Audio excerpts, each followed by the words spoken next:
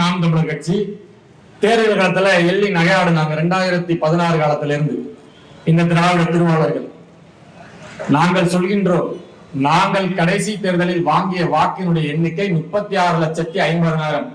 இந்த வாக்கு என்பது மூக்குத்தி கொடுத்தோ, தோடு, தொங்கட்டான், பிரியாணி, 1000 ரூபாய் 2000 ரூபாய் பிச்சை காசை கொடுத்து மக்களுடைய ஓட்டை வாங்கல. எங்கள் நாடு, எங்கள் வளம், என் மக்கள், என் இனம் என்று சொல்லி தமிழ்நாட்டு சட்டமன்ற தேர்தலில் தனித்தே களம் காடி நாங்கள் இந்த தேர்தல் களத்துல இத்தனை லட்சம் ஓட்டை வாங்கணும். மற்ற கட்சிகளுக்கும் எங்களுக்கும் ஒரு தனித்துவம் உண்டு.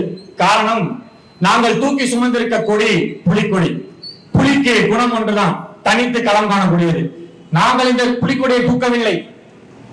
நமது முன்னோர் ராசனுக்கு ராசன் அருள்மொழி சோழன் அவர்கள் தூக்கிய இந்த புலிக்கொடி அவனது மகன் அன்பு மகன் அரசேந்திரன் தூக்கினார். அதற்கு அப்புறம் ஈழத்து எள்ளாளன் நமது தேசிய தலைவர் மேதகு பிரபாகரன் அவர்கள் தூக்கிய இந்த புலிக்கொடி 2009 காலகட்டத்துக்கு பிறகாக தமிழீழ விடுதலை புலிகளுடைய இயக்கம் சரணடைந்து விட்டது, அந்த போராட்டம் முடிந்து விட்டது என்று சொன்னார்கள். புலிக்கொடியை முடக்கி விட்டோம் என்று சொன்னார்கள். ஆனால் ஒரு ராமநாதபுரம் சிவகங்கை மாவட்டத்தை சார்ந்த ஒரு காட்டான் என் அண்ணன் செந்தமிழன் சீமான் 2010 தூக்கிய இந்த புலிக்கொடியை உலக நாடுகள் முழுவதும் தமிழிலே தேசிய கொடி என்று அறிவித்து பட்டி தொட்டி எங்கும் பறக்க வைத்த செயலை செய்ததுதான் இந்த நாம் தமிழர் கட்சி. எங்களுக்கு ஒரு தனித்த கோட்பாடுதான், நாங்க வாக்கிற்கு காசு கொடுக்க மாட்டோம், அது எங்களுக்கு நோக்கமும் கிடையாது. உங்களிடத்துல இன்னைக்கு இரவுல இருந்து நாளைக்கு சாயந்தரத்துக்குள்ளார ஒரு வீடு வீடாக சென்று இப்ப வரையும் நான் சொல்றேன், கும்பகோணம் ஒன்றிய பஞ்சாயத்துகள்ல திராவிட முன்னேற்ற கழகம் ஒரு நபருக்கு 1000 ரூபாய் மேனிக்கு ஒவ்வொரு வீடாக வாக்கிற்கு காசு கொடுக்கிறாங்க. இந்த தேர்தல் பறக்கும் படை, இந்த தேர்தல் பறக்காத படை, இந்த படை அந்த படை என்ன பண்ணிட்டு இருக்குன்னு தெரியல, வேடிக்கை தான் பார்த்துட்டு இருக்கிறீங்க. வாக்கிற்கு, அதாவது பேரறிஞர் அண்ணா அவர்கள் கட்டி காத்து இயக்கம் தானே.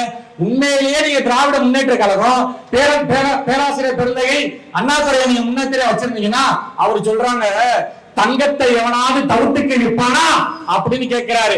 அப்படி அண்ணாவின் வழிவந்த பிள்ளைகள் இன்னைக்கு வீடு வீடாக கடந்த 10 நாட்களாக கும்பகோணத்தில் மக்களை மடைமாற்றி ரூபாய் 8000 மதிப்பிலான மாதிரி டோக்கனை கொடுத்து வீடு வீடாக 1000 ரூபாய் 2000 பிச்சை காசை கொடுக்குறீங்க. வெக்கமா இல்ல? நான் இந்த சட்டமன்ற தொகுதியில் எனக்கு நீங்கள் வாக்கு செலுத்தினால், என்னை வெல்ல வைத்தால் நான் என்ன செய்வேன் அப்படின்னு சொல்லணும். அதை பத்தி சொல்றதுக்கு இருக்கா?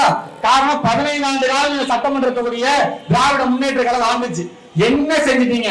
15 ஆண்டு காலம் நீங்க செய்யாத ஒரு நல்லதை வரக்கூடிய தேர்தலை நான் செய்வேன்னு சொன்னா என்ன நீங்க செய்வீங்க? எப்படி என்ன செய்வீங்க? ஏதாச்சும் ஒண்ணு திட்டம் இருக்கா? மாற்று திட்டம் இருக்கா? ஒண்ணு கிடையாது. என்ன நீங்க மிஞ்சி போனா இன்னும் ஒரு 3 மாசம் 4 மாசம் கழிச்சு கும்பகோணத்தினுடைய பேருந்து நிலையம் நாச்சார் கோயில் பக்கம் போயிடும். அவ்வளவுதான். ஏற்கனவே இருக்கிற சாராய கடை பன்மடங்கு அதிகமாயிடும்.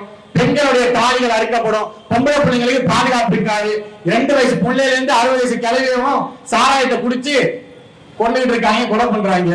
இதுதான் இந்த திமுகவுடைய தேர்தல் வாக்குறுதி. இது என்னைக்கு நம்ம மாத்த போறோம்? எத்தனை காலத்துக்கு இன்னும் திமுகவுக்கும் அதிமுகவுக்கும் வாக்கு செலுத்துறது? இந்த முறை கேடு கட்ட இந்த ஜனநாயகத்தை வீழ்த்தி மாண்புமிக்க ஜனநாயகத்தை படைத்திட, தீய ஆட்சி முறையை ஒழித்து தூய ஆட்சி முறையை மலர செய்ய ஒரே வாய்ப்பு, கடைசி வாய்ப்பு நாம் தமிழர் கட்சி மட்டும்தான்.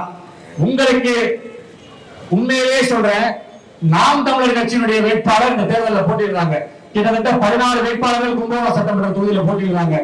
இதுல உண்மையிலேயே நான் கும்பகோணம் சட்டமன்ற தொகுதிக்கு எனக்கு நீங்க வாக்களிச்சு எம்எல்ஏவா வெற்றி பெற செய்வீங்கன்னா நான் இந்த நல்லதெல்லாம் செய்வேன். நான் 15 ஆண்டு காலம் இந்த ஆட்சி அதிகாரத்தில் இருக்கும்போது நான் நல்லது கட்டலாம் செஞ்சேன்னு சொல்லி ஒரு பொது மேடையில உங்க கட்சிகளுடைய மாற்று கட்சி வேட்பாளர் நிறுத்துங்க, நாங்களும் நாம் தமிழர் கட்சி வேட்பாளர் நானும் தமிழர் நிறுத்துறோம், யார் என்று காட்டுறாங்கன்னு பாருங்க. எத்தனை காலத்துக்கு இப்படி இருப்பீங்க? போதும். திரும்ப திரும்ப நான் சொல்றேன், கடைசி வாய்ப்பு தேர்தல் நாள் நாளை மறுநாள். நீங்கள் வாக்களிக்க வேண்டிய சின்னம் ஏர் சுமக்கும் உழவர் என்கின்ற விவசாய சின்னம். வாக்கு பெட்டியில் வரிசையில் 3இல் இருக்கக்கூடிய இந்த விவசாய சின்னத்திற்கு உங்கள் பொன்னான வாக்கினை தாருங்கள் என்று கூறி, நீங்களும் தமிழர் நானும் தமிழர், வாருங்கள் நாம் தமிழர் இணைவோம் என்று கூறி வாய்ப்புக்கு நன்றி கூறி விடைபெறுகிறேன். வெள்ளப்போரான் விவசாயி தமிழ்தாய் வாழ்க, தலைவர் பிரபாகரன் வாழ்க, நாம் தமிழர். பாருங்க ஓட்ட, அப்புறம் பாருங்க நாட்ட. நமது சின்னம் விவசாயி.